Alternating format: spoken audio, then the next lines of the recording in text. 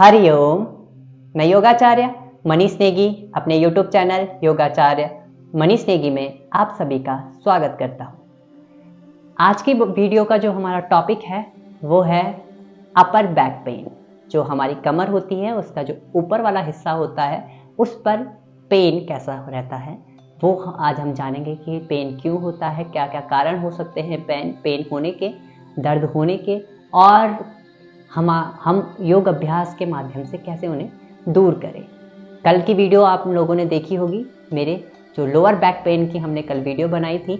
यदि आप लोगों ने नहीं देखी है तो डिस्क्रिप्शन में मैंने लिंक दे रखा है, आप जाकर देख लीजिएगा और अवश्य देख लीजिएगा, क्योंकि जब आप देखेंगे तो आपको पता चलेगा कि लोअर बैक पेन क्यों होता है, किस लिए होता है, और यदि कई लोगों को हो रहा है तो अब उनके लिए तो बहुत ही लाभदायक है। चलो प्रारंभ करते हैं वीडियो को। जो टॉपिक आप लोगों ने देख लिया है टॉपिक है अपर बैक पेन। अब पेन क्यों होता है, किन कारणों से होता है, इस चीज़ की हम थोड़ा सा जानकारी लेंगे। उसके बाद हम योग अभ्यास की ओर आएंगे, योग आसन की ओर आएंगे, कौन कौन से हमें आसन करने चाहिए और किस किस ब्रीथिंग के साथ, कैसी अवस्था के साथ हमें करने चाहिए। प्रारंभ करते हैं। जानते हैं पीठ के जो दर्द होता है वो कई कारण होते हैं। ठीक है, जो दर्द है उसके कारण अलग अलग होते हैं। हर व्यक्ति को अलग अलग कारणों के साथ पेन होता है। उससे पहले आप लोगों को बता दूं थोड़ा सा कि हमारा शरीर का ढांचा कैसा है और क्यों और किस कारण से इस पर पेन होता है। हमारा शरीर, हमारी जो बैक है उस पर रीढ़ की हड्डी होती है, जिसे मेरुरज्जु भी कहते हैं।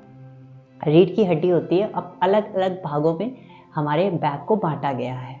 ठीक है, और जो बीच में एक आप देख रहे होंगे, आप अपने हाथों को ऐसे घुमाकर महसूस करेंगे, बीच का एक मिडिल में एक ऐसी सीधी लाइन सी आपको दिख रही होगी जिसे रीढ़ की हड्डी कहते हैं। वो हमारे शरीर को बहुत ही स्थिर रखती है। अब कहते हैं ना कि हमारी बैक स्ट्रेट रखो। किसी भी योग अभ्यास में हम कहते हैं अपनी बैक स्ट्रेट रखिए। क्यों कहते हैं? इसीलिए क्योंकि जब हमारी जो रीढ़ की हड्डी होती है वो स्ट्रेट रहती है तो हमें किसी भी प्रकार की समस्या नहीं होती। तो रीढ़ की हड्डी के कारण हम सब कार्य कर पाते हैं। जब रीढ़ की हड्डी है तो ही हम फॉरवर्ड कर पाते हैं, बैक कर पाते हैं। ये सारे कार्य हम रीढ़ की हड्डी के कारण ही कर पाते हैं। रीढ़ की हड्डी के बीचों बीच एक पतली सी एक परत होती है, एक लाइन होती है, उसके अंदर होती है रीढ़ की हड्डी का, जिसे स्पाइन कॉर्ड कहते हैं। स्पाइन कॉर्ड क्या करती है, वो जो हमारे मस्तिष्क तक संदेश पहुंचाने का काम करती है। ठीक है, हमारे मस्तिष्क में पहुंचाती है कि एकदम जैसे किसी ने हमें बॉल फेंका, उदाहरण के लिए कि किसी ने हमें बॉल फेंका और हमें कहना है उसे कैच करना है, पकड़ना है। ठीक है, तो वो कौन हमें देता है? मस्तिष्क, हमारा दिमाग ही हमें बताता है कि हमें बॉल आ रही है, हमें उसे कैच करना है। ठीक है, या हमें उसे दोबारा फेंकना है। तो वो जो यही स्थिति है, स्थिति परिस्थितियाँ जो हमारे शरीर के अंदर होती हैं, ये इन्हीं सभी चीज़ का कार्य करती हैं। जब ये, और आप लोगों को पता है कि जब ये यदि कोई समस्या में रहती है, इनका पेन होता है, तो वही यदि वो नीचे साइड पेन होता है तो लोअर बैक पेन हो जाता है, और ऊपर की साइड पेन होता है तो अपर बैक पेन होता है। ठीक है, रीढ़ की हड्डी को सपोर्ट करने के लिए हमारी मांसपेशियां हैं। जो आप लोगों को पता ही है कि हमारा शरीर हड्डियों का ढांचा और मांसपेशियों का ही ढांचा है। तो मांसपेशियां और हड्डियों से मिलकर ही हमारा शरीर बना हुआ है। आप लोग देख भी पा रहे हैं, बाहरी त्वचा को देखिए, ये सारे मांसपेशियां ही हैं जो हमारे शरीर के बाहर दिख रही हैं। तो हमारा शरीर मांसपेशियों और हड्डियों से मिलकर बना है। इसी के कारण ही हमारा शरीर गतिमान अवस्था में रहता है।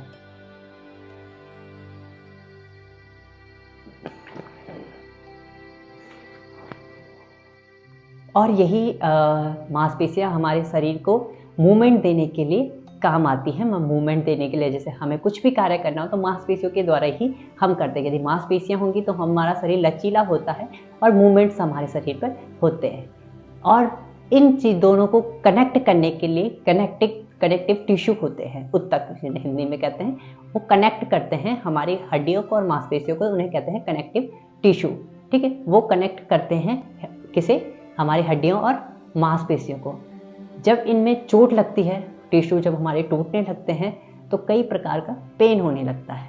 ठीक है, दर्द होने लगता है। जब इन पर चोट लगती है तो वही पेन हमारे अलग अलग हिस्से में होता है, तो फिर दर्द हमारा बढ़ने लगता है। ठीक है, ये हमने बेसिक जानकारी दी अपनी बॉडी के बारे में। अब जानेंगे कि कारण क्या क्या हैं, किन किन कारणों से ये पेन हो सकता है।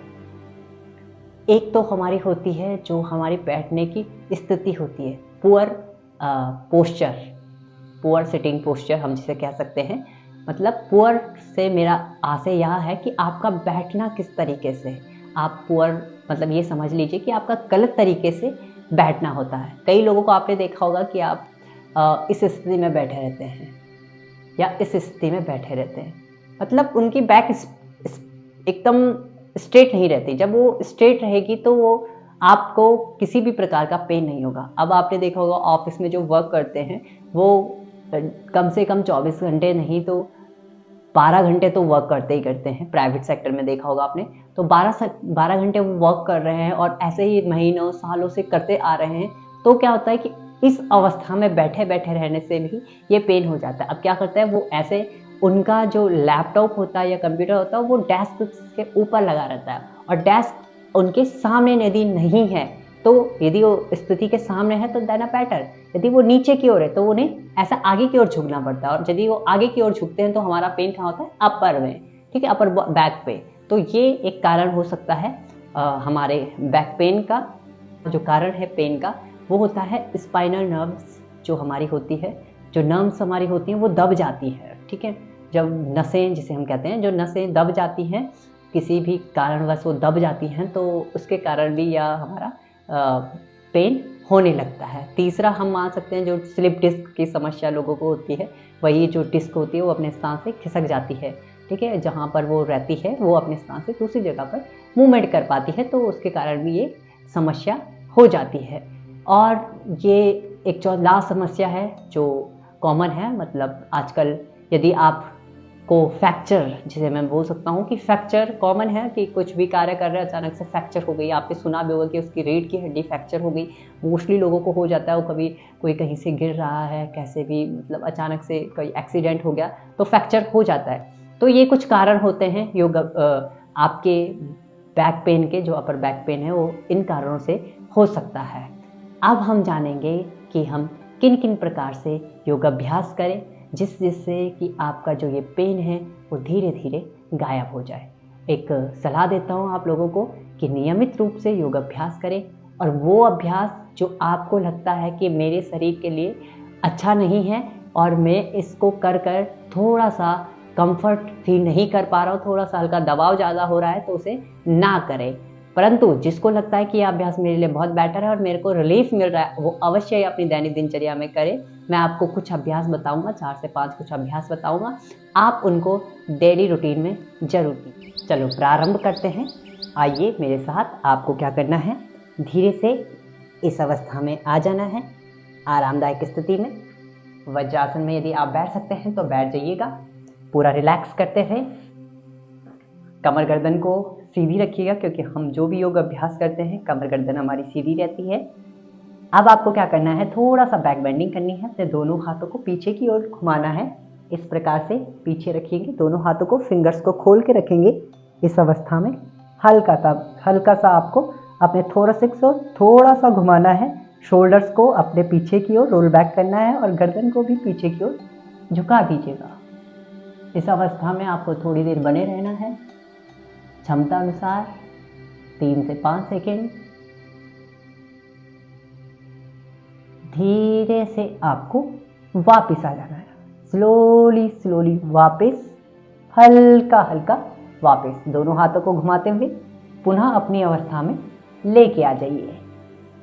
इस अवस्था में आपको कम से कम 3 से 5 सेकेंड होल्ड करना है और 5 से 6 चक्रों को आपको डेली करना है। अगला अभ्यास करेंगे, अपने पाँव को आगे से खोल देंगे। इस अवस्था में एड़ी को खोल देंगे, पंजे आपस में मिले हुए, टोज आपस में मिले रहेंगे।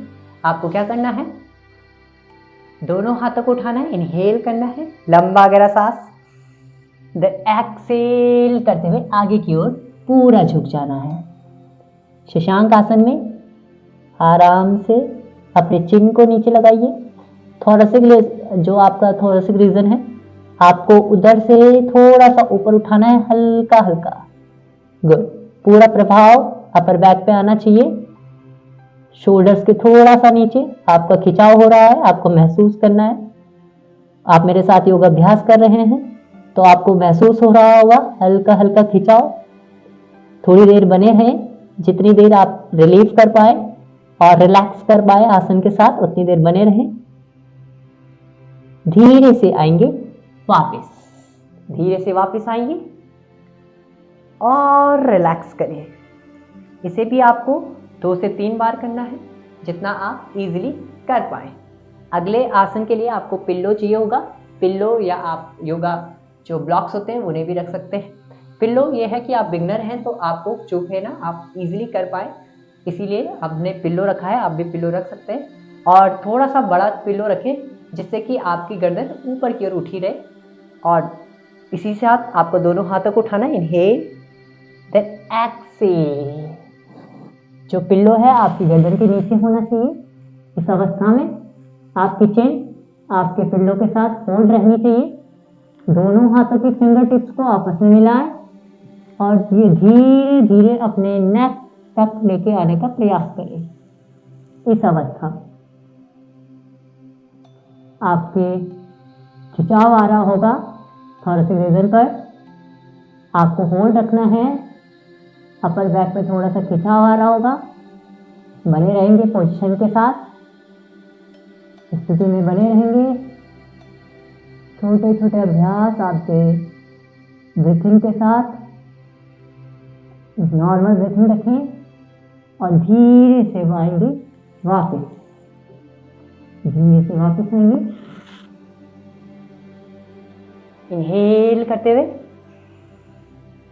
दोनों हाथों को ऊपर, देन एक्सहेल डाउन, रिलैक्स। अगला अभ्यास प्रारंभ करेंगे। यदि आप इस अवस्था में कंफर्ट हैं तो इसी अवस्था में बने रहें, अन्यथा सुख आसन में आप बैठ सकते हैं। वैसे इसी अवस्था में यदि आप बैठेंगे तो आपको ज़्यादा बेनिफिट्स होंगे। वज्रासन में बैठे रहें। अब आपको क्या करना है, दोनों हाथों को आगे की ओर खोल दीजिए, बाएं हाथ को ऊपर की ओर रखें और धीरे से इस प्रकार से हाथों को लपेट लें। इस अवस्था में गुड। और धीरे से आपको क्या करना है, चेस्ट को ओपन करते हुए अपने शोल्डर्स को रोल बैक करते हुए गर्दन को पीछे की ओर लेके जाना है। लंबा गहरा सांस भरें।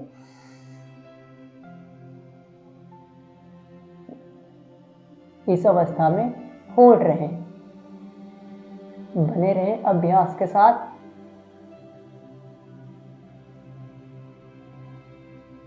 और धीरे से वापस अपनी क्षमता अनुसार अभ्यास को होल्ड करें और धीरे से अपने हाथों को खोल दें। अब सेम स्थिति को आपको अपोजिट साइड करना है और जो हाथ आपका नीचे था उसे ऊपर और जो ऊपर था उसे नीचे की ओर। पुनः आपको लंबा गहरा सांस भरना है, शोल्डर्स को रोल बैक करने हैं और गर्दन को पीछे की ओर घुमा देना है। लंबा गहरा सांस,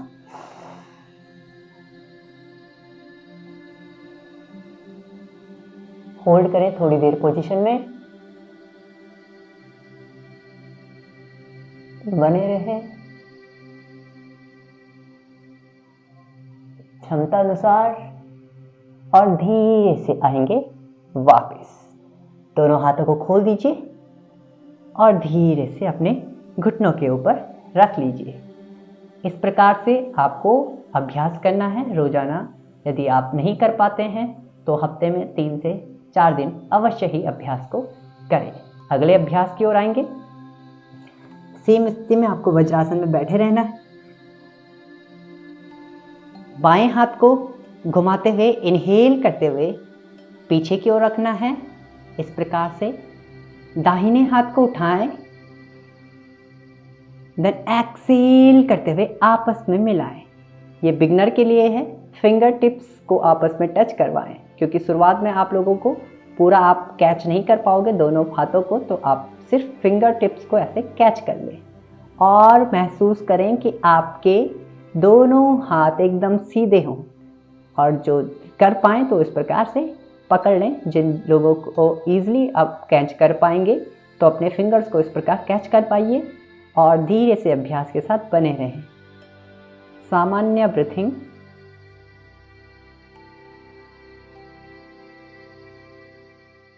पाँच सेकेंड होल्ड रहेंगे। 1 2 3 4 5। स्लोली चेंज, हाथों को चेंज करें, अपोजिट साइड दोनों हाथों को। लंबा गहरा सांस भरें और लंबा ही गहरा प्रश्वास करें। दोनों हाथ सीधे, कमर के ऊपर वाले हिस्से में खिंचाव आ रहा होगा, शोल्डर्स पर खिंचाव आ रहा होगा। आपको बने रहना है अभ्यास के साथ। 5 सेकेंड होल्ड करें। 1 2 3 4 5। धीरे से आएंगे वापस और दोनों हाथों को रखेंगे घुटनों के ऊपर। सामान्य अवस्था में आ जाइए, सुखासन में बैठ जाइए। अगले अभ्यास के लिए थोड़ा सा रिलैक्स करेंगे। आंखें बंद कीजिए, लंबा गहरा सांस लीजिए और लंबा ही गहरा प्रश्वास कीजिए। अगला अभ्यास आपको किस प्रकार से करना है? दाहिने हाथ को उठाएं, लंबा गहरा सांस भरते हुए। नाउ एक्सेल करते हुए दाहिनी साइड के लिए डाउन कर लीजिए, जितना बाहर आप रख सकते हैं। बाएं हाथ को उठाएं, इनहेल करते हुए अपनी ओर धीरे से, जितना आप खिंचाव को ला सकते हैं इस प्रकार से, और धीरे से ऊपर देखिए अपने मिडिल फिंगर को। आपके दोनों हाथ स्ट्रेट, आप अवस्था में बने रहेंगे 5 second. 1 2 3 4 5। Slowly down. Now change करेंगे दूसरी साइड। पुनः बाएं हाथ को उठाएं, देन एक्सेल करते हुए डाउन। दाहिने हाथ को उठाएं और धीरे धीरे घुमाते हुए पूरा ऊपर की ओर, और मिडिल फिंगर को देखेंगे और फुल्ली जो आपका प्रेशर बॉडी पर आ रहा है उसे महसूस करेंगे।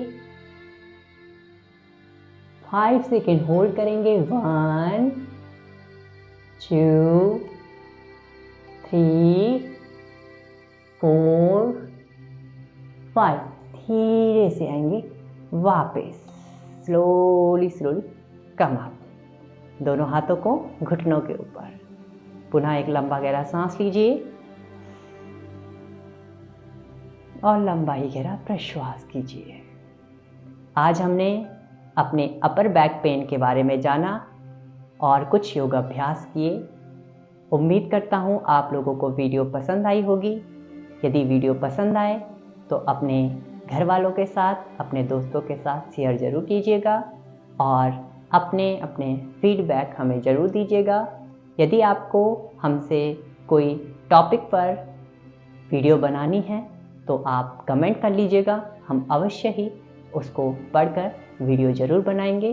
तब तक के लिए हरि ओम।